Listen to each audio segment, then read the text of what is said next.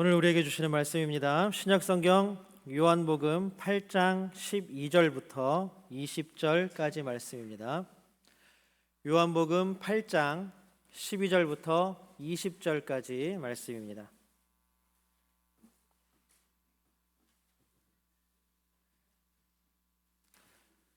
제가 봉독합니다. 예수께서 또 말씀하여 이르시되 나는 세상의 빛이니 나를 따르는 자는 어둠에 다니지 아니하고 생명의 빛을 얻으리라. 바리새인들이 이르되 내가 너를 위하여 증언하니 내 증언은 참되지 아니하도다. 예수께서 대답하여 이르시되 내가 나를 위하여 증언하여도 내 증언이 참되니 나는 내가 어디서 오며 어디로 가는 것을 알거니와 너희는 내가 어디서 오며 어디로 가는 것을 알지 못하느니라. 너희는 육체를 따라 판단하나 나는 아무도 판단하지 아니하노라.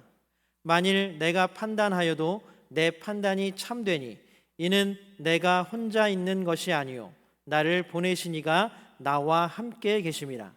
너희 율법에도 두 사람의 증언이 참되다 기록되었으니 내가 나를 위하여 증언하는 자가 되고 나를 보내신 아버지도 나를 위하여 증언하시느니라. 이에 그들이 묻되 내 아버지가 어디 있느냐? 예수께서 대답하시되 너희는 나를 알지 못하고 내 아버지도 알지 못하는도다. 나를 알았더라면 내 아버지도 알았으리라.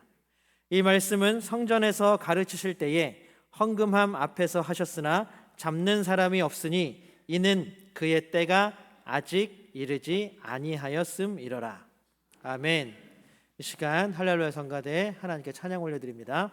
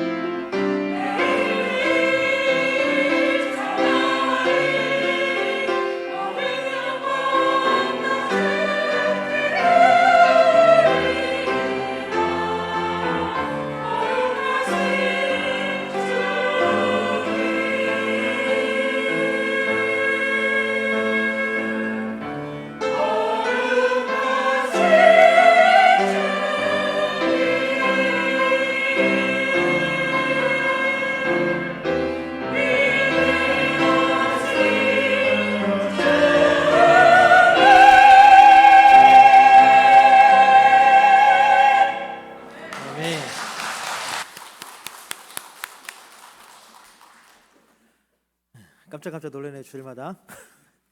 성가대 찬양 너무 감사합니다.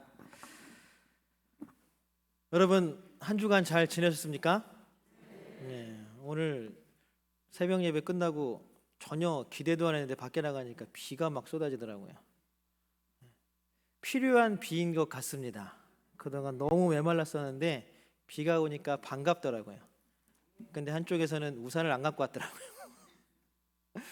하나님께서 우리에게 놀라운 은혜를 부어주실 줄로 믿습니다. 이 시간 참 좋으신 주님의 은혜와 평화가 우리 가운데 임하기를 축복합니다. 함께 예배하는 모든 성도님들께 주님의 자비하심이 가득하기를 날마다 기도합니다. 우리 반가운 마음으로 서로 인사 나누겠습니다. 우리 앞뒤 옆에 이렇게 바라보시면서 사랑하고 축복합니다.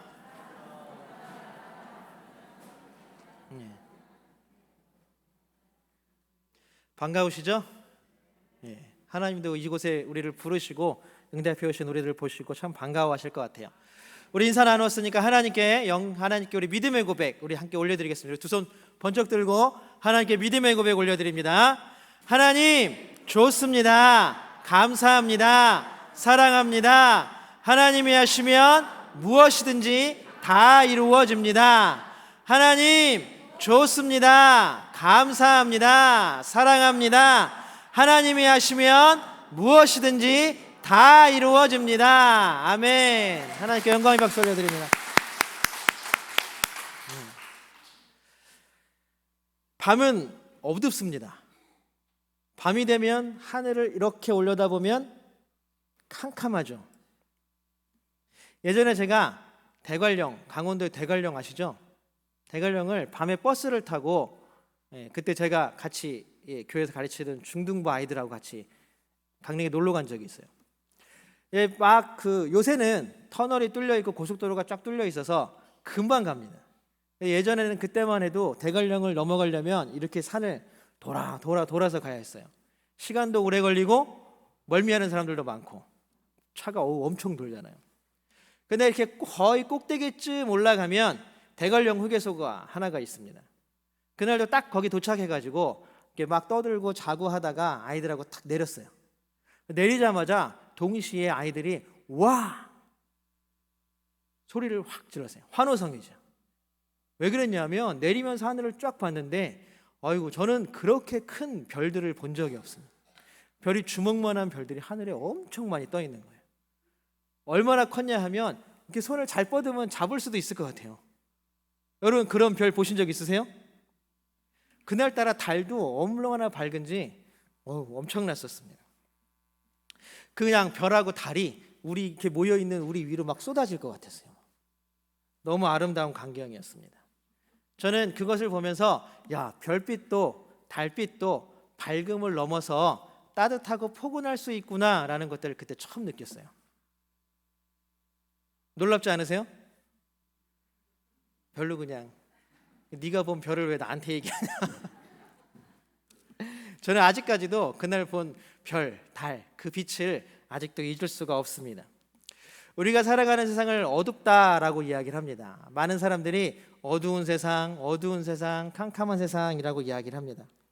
모두가 어둡다고는 하지만 잘 찾아보면 그렇게 별처럼, 그렇게 달처럼 캄캄함 속에서도 빛을 내는 사람들, 빛을 내는 이야기들이 숨어 있음을 봅니다. 어두울수록 작은 빛이라도 소중한 법입니다. 오늘 예수님께서 이 어둠의 시대에 자신을 빛이라 라고 선포하십니다.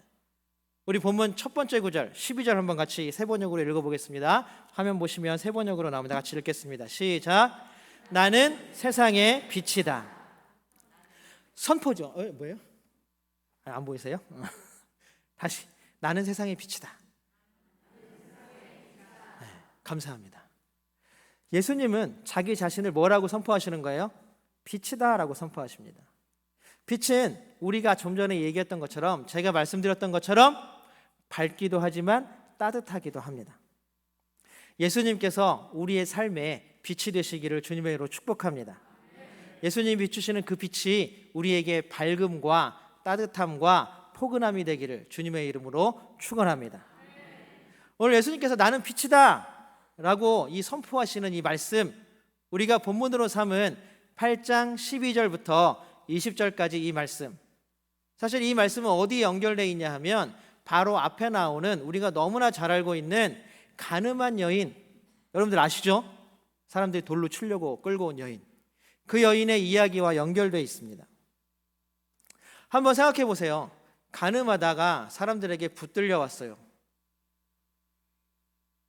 지금 자기를 둘러싸고 있는 많은 사람들은 손에 다 얼마나인지는 모르겠지만 돌을 하나씩 쥐고 자기를 죽일 듯이 노려보고 있습니다. 그는 비록 죄로 인해서 잡혀 끌려왔지만 그 마음에는 아마 두려움, 떨림, 불안함이 가득했을 것입니다. 내가 여기서 어떻게 해야 되지? 내가 무슨 말을 해야 되지? 아무 생각도 나지 않고 아마 그 머릿속이, 그 마음속이 캄캄함으로 가득 차 있었을 것입니다. 심지어는 지금 아까 말씀드렸던 것처럼 자신들을 에워싸고 한치도 빈틈없이 에워싸 있는 사람들의 손에는 자기를 칠 준비가 되어 있는 돌을 하나씩 다 들고 있습니다. 그런데 갑자기 어디선가 음성이 들려오는 거예요. 죄 없는 사람이 먼저 돌로 쳐라. 누구의 말씀입니까? 예수님의 말씀이죠. 그 음성을 그 여인만 들은 것이 아니라 거기에 모여있는 모든 사람들도 들은 것 같습니다. 한 명, 두 명 슬금슬금하니 사라지더니 어느 정도 시간이 지나니까 그 여인의 곁에는 아무도 남아있지 않게 되었습니다. 그때에서야 그 말을 한 예수님께서 땅에 앉아 계시다가 천천히 몸을 일으키시면서 아마 두 사람의 눈이 겹쳐 보였을 것입니다. 그 여인은 나를 구해준 사람이 누구지? 라는 궁금함에, 예수님은 그 여인을 향한 불쌍한 마음에 서로의 눈이 마주쳤을 것입니다. 아마 그 눈빛이 마주한 순간 예수님의 그 따뜻한 빛, 예수님이 나는 세상의 빛이다 라고 말씀하셨던 그 밝음과 따뜻함과 포근함이 지금 두려움과 어려움과 캄캄함에 처해 있는 그 여인의 눈 속으로 스며들었을 것입니다. 그리고 예수님께서 그 여인에게 마지막 하셨던 한마디, 그 한마디가 아마 이 여인의 삶을 뒤집어 놓지 않았을까라는 생각을 하게 됩니다. 우리 11절 같이 한번 읽어볼까요? 11절입니다. 같이 한번 읽어보겠습니다. 시작. 나도 너를 정죄하지 않는다. 예. 나도 너를 정죄하지 않는다. 사실 헬라어 단어 원어는 판단하다라는 뜻입니다. 내가 너를 이렇다 저렇다 판단하지 않겠다. 사람들도 다 같잖아. 그러니 너는 뭐해요? 이제는 죄를 짓지 말아라. 사실 따지고 보면 거기 서 있는 사람들, 돌을 들고 있는 사람들, 그리고 가늠하다 잡혀온 여인들, 지금 여기에 모여있는 우리들 모두가 다 죄인입니다. 어떤 누구도 이 죄인이라는 범주에서 벗어날 수가 없습니다. 모든 기독교에서 인간의 출발점은, 인간에 대한 인식의 출발점은 뭐냐 하면 우리는 죄인입니다. 그래야 하나님의 은혜가 가능한 겁니다. 우리는 죄인입니다. 그것이 우리의 고백이 되어야 할 줄로 믿습니다. 하지만 죄인인 우리들에게 예수님의 놀라운 구원의 빛이 비추었습니다. 그 빛이 있기 때문에 우리는 희망이 있는 것입니다. 예수님이 오늘 나는 세상의 빛이다 라고 얘기하셨을 때에 그 빛이 우리에게 희망이 되기를 주님의 이름으로 축복합니다. 캄캄한 세상에서, 우리가 어디로 가야 될지 모르는 세상에서 그 빛이 우리에게 큰 은혜이고 큰 희망이고 큰 구원이 되기를 주님의 이름으로 축복합니다. 이렇게 어둠 가운데에서 방황하던 그 여인에게 예수님은 빛이 되어주신 것입니다. 이제는 다시는 죄짓지 말아라. 예수님께서 이 여인이 어디로 가야 할지 모르는 삶을 살아갈 때에 방황하면서 자기가 지나온 길이 어디 길을 지나왔는지도 모르고 앞으로 어느 길을 가야 할지도 모르고 그렇게 살던 이 여인에게 이제 가야 할 길을 보여주시는 거죠. 어떤 길이에요? 이제는 죄짓지 말아라.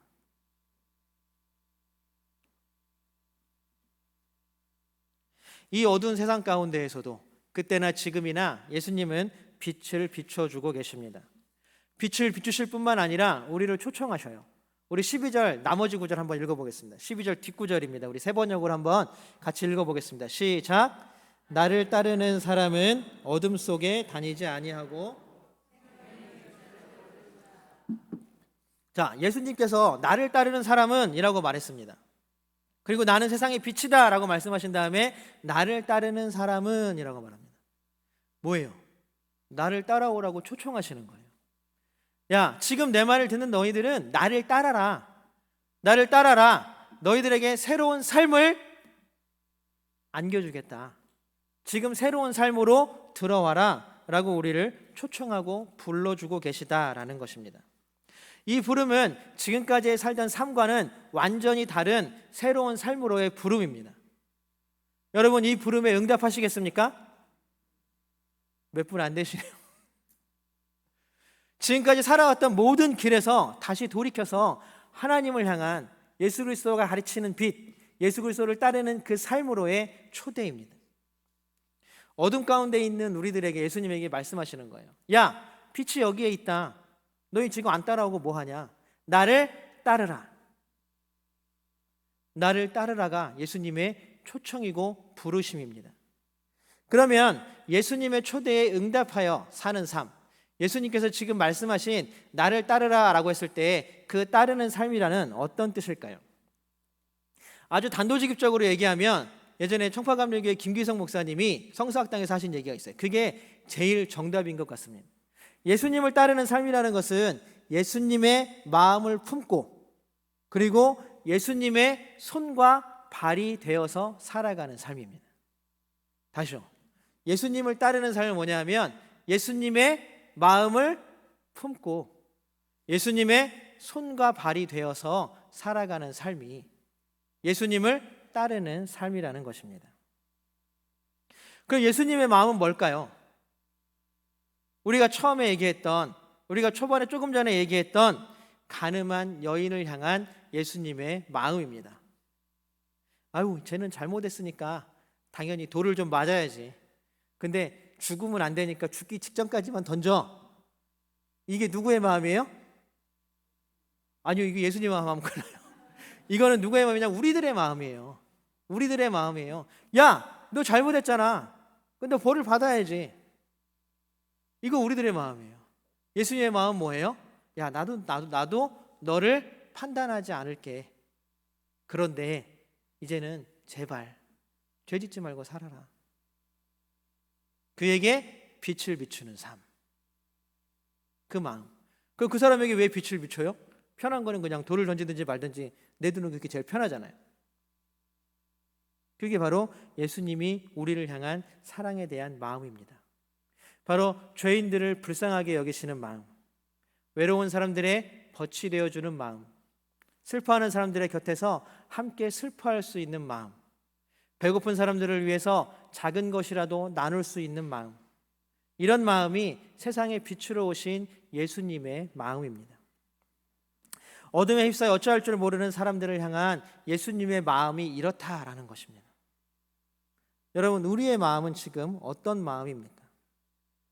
예수님의 마음을 닮아가고 있으십니까? 닮아가려고 애쓰고 계십니까? 우리의 마음이 예수님 닮은 마음이 되기를 주님으로 축복합니다. 오늘 이 8장은 배경이 있어요. 어느 때냐 하면 바로 초막절입니다.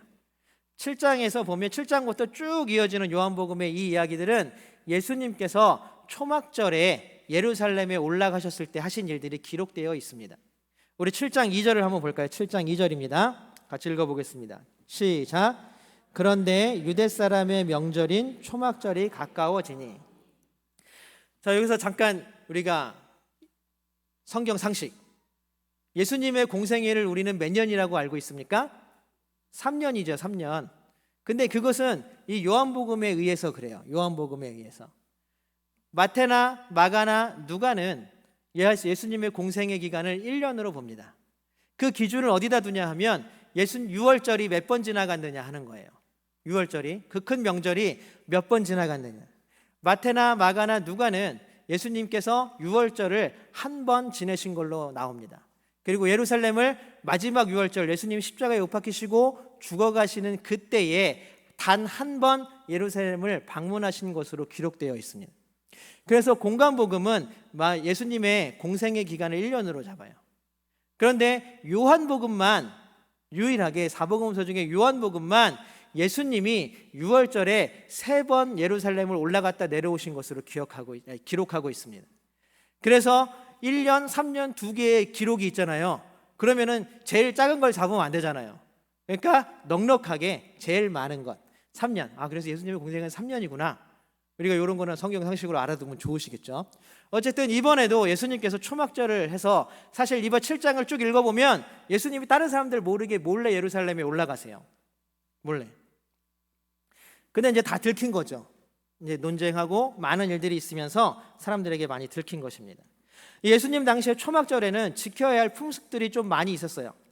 그 중에 한 가지가 오늘 이 이야기의 배경을 이루어가고 있습니다. 예루살렘 성전에는 여인들의 뜰이라는 뜰이 있어요. 그 여인들의 뜰을 감싸고 있는 뜰은 뭐냐 하면 이방인의 뜰입니다. 이게 왜 이렇게 구분이 되어 있냐 하면 성전에 들어갈 수 있는 경계선이에요. 이방인들은 우리가 성경에 보면 경건한 자들이라고 나오죠. 그 사람들은 유대인이 아닙니다. 유대인이 아님에도 불구하고 유대교로 개종한 사람들을 경건한 사람들이라 그래요. 그 사람들은 아무리 유대교로 개종했다 할지라도 이방인의 뜰 여기까지만 들어올 수가 있어요. 그 다음에 여성들입니다. 유대인의 여성들은 성전에 제사 지내는 곳으로 못 들어가요. 어디까지 들어가냐면 오늘 준 이 여인의 뜰 여기까지만 들어갈 수가 있습니다. 그 여인의 뜰은 가로질러서 물길이라는 게 있습니다. 뭐냐면 이제 안에서 제사를 지내고 제물을 잡고 제사를 지낼 때 필요한 물들을 공급하는 물길이 있습니다. 오늘 예수님께서 이렇게 지금 말씀하시고 있는 이 배경이 어디냐 하면 바로 이 여인들의 뜰이에요. 그런데 초막절에는 이 여인들의 뜰 사면에 촛대가 있어요. 큰 촛대가. 그 큰 촛대가 있는데 그 심지는 제사장의 제사장의 속옷과 제사장의 벨트로 심지를 만든다고 합니다. 그래서 이 초막절 첫째 날 밤에 그 4개의 촛대에 불을 붙여요. 무슨 의미냐 하면 그 촛대에 불을 붙이면 이 불이 그 물길에 있는 물들에 비춰져서 그 빛이 반사되어서 예루살렘 온 데를 다 비추어 준다라고 합니다. 그래서 하나님의 빛이 예루살렘을 비춘다라는 의미를 가지고 있습니다. 오늘 20절에 보면 헝금함이라는 게 있는데 그 헝금함이 있던 자리가 바로 여인들의 뜰입니다. 그래서 바로 이 위치가 되죠. 맞아 떨어지죠. 초막절에 비치는 불빛. 그리고 나를 따르는 자는 나는 세상의 빛이다. 세상에 비치신 예수님을 따른다는 것은 우리가 예수님의 빛 가운데 있다라는 말과 같은 말입니다. 우리는 혼자서 빛을 뿜어낼 수 없는 존재입니다. 왜요? 우리는 죄인이니까요. 여러분 이렇게 보면 빛이 나세요? 안 나죠. 우리는 절대 빛을 비출 수 없는 사람입니다. 하지만 놀랍게도 하나님의 빛이 우리에게 비추면 그 빛을 투과시키거나 반사시킬 수 있습니다. 그것이 바로 그리스도인입니다. 그것이 바로 우리가 해야 할 일입니다. 세상에 어두운 밤하늘 같은 이 세상에 별처럼 촘촘히 박혀 있는 것, 그것이 누구냐면 바로 우리예요. 어둡지만 하나님의 빛을 받아서 어두운 세상에 별처럼 촘촘히 박혀서 빛을 발하는 존재, 그것이 바로 우리들이라는 것입니다.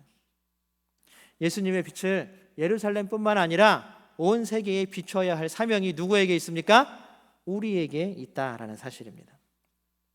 제가 이 말씀을 준비하면서 이번 주에 제가 신문을 보는 게 있는데 오마이뉴스라는 인터넷 기사를 쭉 보다가 되게 아름답고 따뜻한 이야기를 한번 읽었습니다. 육중한이라는 가수가 있어요. 옛날에 무한도전이나 나 혼자 산다 이런 데 나와가지고 되게 유명해진 가수이기도 하고 노래도 잘 하더라고요. 굉장히 유명해진 사람인데 이 사람이 집은 서울이에요. 지금 밴드도 서울에서 하고 있어요. 비록 고향이 부산이기는 하지만 참 특이하게 매주일입니다. 해외 공연을 가서도 이때 맞춰서 돌아온대요. 매주일이 되면 혼자 부산을 내려간대요.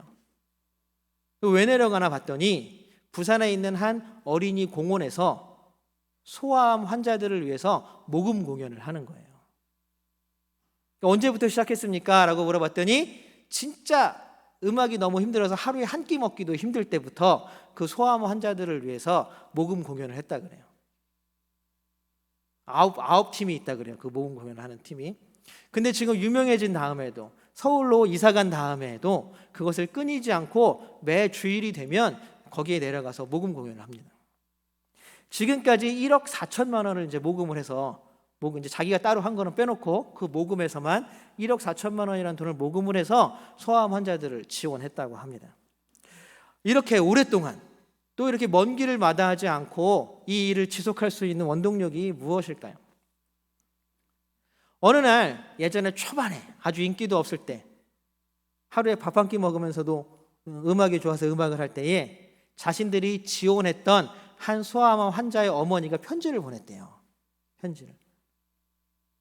어떻게 할까 막막하고, 아이가 소아암에 걸렸는데 재정적으로도 너무 어렵고 힘들어서 아이를 포기하고 싶은 엄마인데도 불구하고 그런 마음이 들 때에 지금 이 모금으로부터 도움을 받은 거예요.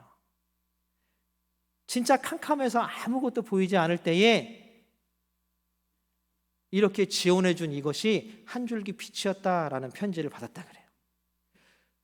그러니까 그 편지에 너무 감동해서 놓을 수가 없는 거예요. 이제 놓을 수가 없는 거예요. 그 편지 울컥울컥하게 하고 감동을 일으키는 거죠. 그 후부터 사명감을 띠고 더 열심히 공연을 했다 그래요. 그러면서 또 한마디 합니다. 또 그것을 그만둘 수 없는 이유가, 자기가 어린이 공원에서 막 공연을 하면 이 앞에 애들이 참 많이 앉아 있대요. 애들이 많이 앉아 있는데 애들이 이제 엄마 아빠를 막 쫄라가지고 1,000원 받아갖고 이제 모금하고, 1,000원 받아갖고 모금하고 이러는 거예요. 그런데 그 아이들의 눈빛이 반짝반짝반짝 빛난다고 해요. 그 눈빛을 잃을 수가 없다 그럽니다. 사실 아이의 눈이 빛난다고 고백했지만 제가 볼 때는 아마 이분의 눈도 반짝반짝 빛나지 않았을까라는 생각을 합니다. 이 사람이 종교가 기독교인지 아닌지는 잘 모르겠습니다. 아마 아닐 확률이 더 큰 것 같아요. 그런데 종교가 무엇이 중요합니까? 이 사람이 사람들에게, 그 소아암 환자 엄마에게 한 줄기 빛처럼 다가갔을 때 그는 분명히 예수님의 빛 안에 거하고 있었음이 분명합니다. 우리가 예수님을 따른다는 삶은 성경책을 끼고 주일이면 그냥 예배에 왔다가 예배 끝나면 집에 가고 하는 것이 예수님을 따른다라는 것은 아닙니다. 예수님을 따른다라는 것은 일상의 자리에서 예수님의 빛을 비추는 것, 그런 사람이 되는 것, 그렇게 예수를 따르는 것이 바로 예수를 따르는 삶이 될 것입니다. 우리 모두 예수를 따르는 사람이 되기를 주님의 이름으로 축복합니다. 이렇게 예수님의 빛을 비추며 살아갈 때에 생명의 빛을 얻는다라고 말씀하십니다. 어두워진 세상에서 육중한 씨와 같이 정말로 밤하늘에 딱 박혀있는 별과 같은 일을 우리도 해내기를 주님의 이름으로 축복합니다. 이 성경도 예수님의 빛, 그리고 제자들의 빛, 많은 그리스도인의 빛으로 생명이 회복되는 놀라운 이야기들을 전해주고 있습니다. 병자들은 치유받았습니다. 귀신 들린 사람은 온전케 되었습니다. 사람들의 눈을 피해 살던 사람들이 예수님의 빛 아래로 모여들기 시작했습니다. 인색했던 사람들이 자기의 것을 나누기 시작했습니다. 자기만을 알고 자기만을 생각하던 사람들이 다른 사람들을 아끼기 시작했습니다. 서로 미워하고 적대하던 사람들이 화해의 악수를 나누었습니다. 그리고 낯선 사람들까지도 사랑으로 받아들이는 교회 공동체가 탄생했고 지금까지 이루어지고 있습니다. 예수님이 빛 되신 주님이라고 고백하는 이유입니다. 예수님의 빛이 비추면 놀라운 일들이 일어납니다. 예수님의 빛이 우리에게 비추면 우리는 변화됩니다. 그래서 새로운 삶으로의 초대는 우리의 삶이 변화되는 것입니다. 우리의 삶이 주님의 빛으로 변화되기를 주님으로 축복합니다. 얼마나 변하셨습니까? 얼마나 많이 변하셨습니까? 예수님께서 세상에 비춥니다 라고 고백하는 이 순간이 우리에게 변화의 순간이 되기를 주님으로 축복합니다. 그런데 예수님께서 야 나는 세상의 빛이야, 나를 따르는 사람들은 어둠 가운데 다니지 않아, 생명의 빛을 얻을 거야 라고 선포했더니 바리새인들이 이제 태클을 걸기 시작합니다. 우리 13절을 한번 같이 읽어볼까요? 13절입니다. 바리새인들이 어떻게 태클 거는지 한번 보겠습니다. 시작. 당신이 스스로 자신에 대하여 증언하니 당신의 증언은 참되지 못합니다. 이스라엘에는 재판할 때에 증인이 있었잖아요. 근데 한 가지 사실에 대해서 증언할 때 2명 이상이 증언하지 않으면 그것은 재판에서 받아주지 않습니다. 그것이 율법에도 나옵니다. 이것은 약한 사람, 또 무고한 사람을 지키기 위한 하나의 수단입니다. 그러니까 지금 바리새인들은 그 율법을 들어서 말하는 거예요. 아니, 네가 세상의 빛이라고 얘기하는 게 맞냐? 우리는 그런 증언 받아들일 수 없다. 결국 너는 자기 자랑하는 거야 라고 택할 겁니다. 여기에 대한 예수님의 대답입니다. 14절입니다. 14절 예수님의 대답 함께 읽어보겠습니다. 시작. 비록 내가 나 자신에 대하여 증언할지라도 내 증언은 참되다. 나는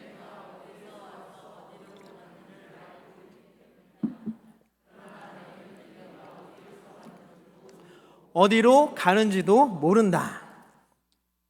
우리가 지금 살아가는 세상에는 거짓말이 난무하는 시대입니다.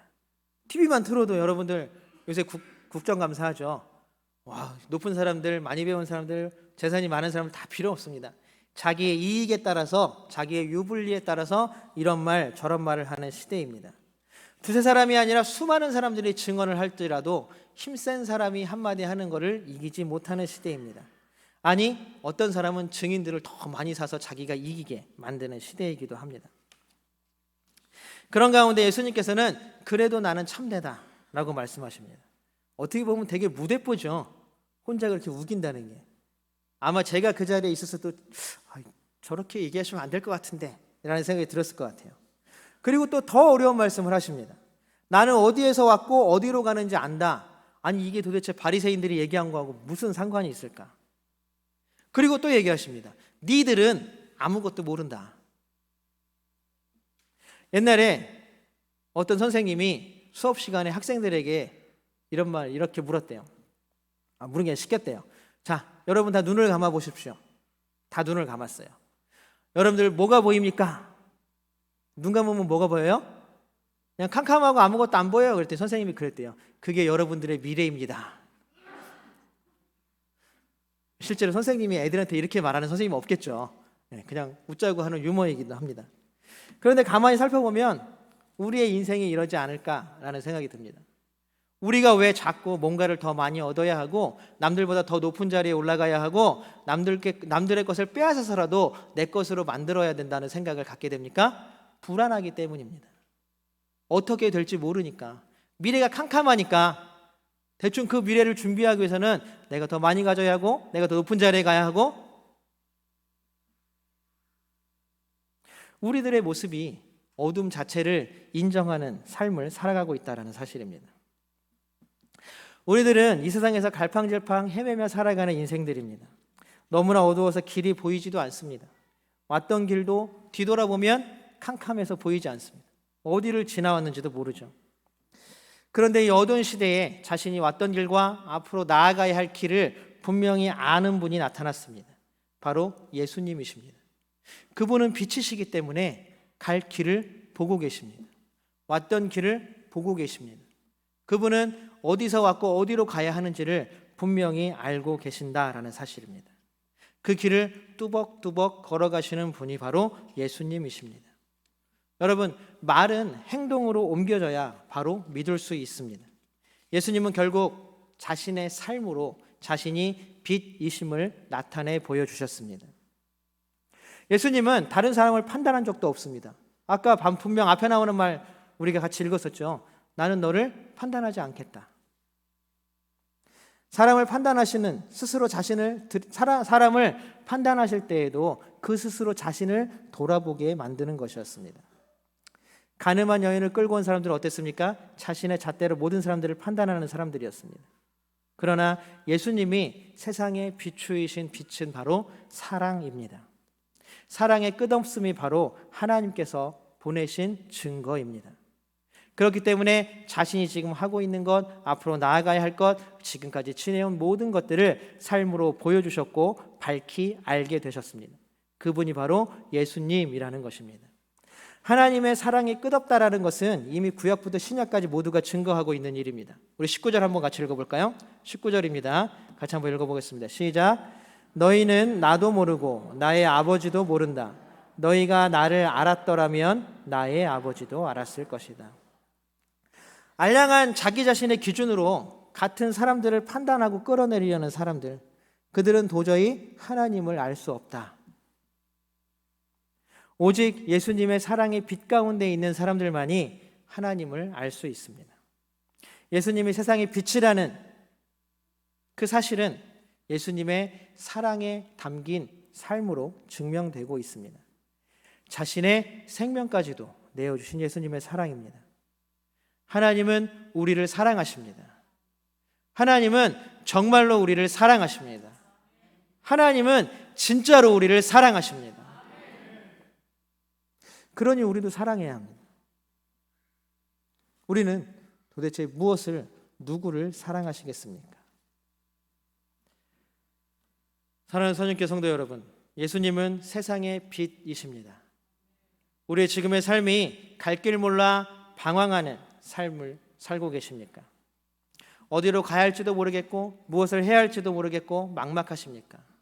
한 걸음 한 걸음 옮기기는 하는데 앞에 무슨 일이 벌어질지 몰라서 두려워하십니까? 세상이 너무 어두워서 발걸음을 한 걸음도 떼지 못하고 서 계십니까? 예수님의 빛을 바라보십시오. 그 길이 우리의 생명의 길이 될 것입니다. 우리 이제 새로 시작되는 이 한 주간이 정말로 예수님의 빛을 세상에 비추이는 한 주간이 되기를 주님의 이름으로 축복합니다. 그 빛을 받아서 정말로 예수 그리스도의 사랑을 가득 품고 그 사랑으로 은혜 받으며 살아가는 이번 한 주간 되시기를 주님의 이름으로 축복합니다. 함께 기도하겠습니다. 사랑의 하나님 감사합니다. 날마다 우리와 함께 하시는 하나님, 놀라운 사랑의 빛을 우리에게 비추어 주시니 너무나 감사합니다. 우리가 너무 캄캄하고 어두워서 어디로 가야 할지 몰라서 방황하고 우왕좌왕할 때 하나님 그 빛을 우리에게 비춰 주셔서 우리가 가야 할 길을 보여 주시옵시고, 하나님 그 빛이 걸어가는 대로 예수님께서 걸어가셨던 그 길을 우리도 올곧게 따라가는 사람들이 되게 하여 주시옵소서. 하나님, 어두운 밤하늘에 반짝이는 별이 되고 싶습니다. 하나님, 다른 사람들에게 길을 보여주는 별이 되고 싶습니다. 하나님, 우리를 별과 같이 빛나게 하여 주시옵소서. 하나님께서 이번 한 주간 그 별과 같은 삶을 우리에게 허락하실 줄로 믿습니다. 우리를 사랑하시는, 우리와 함께 하시는 임마누엘 예수님의 이름으로 간절히 기도드립니다. 아멘.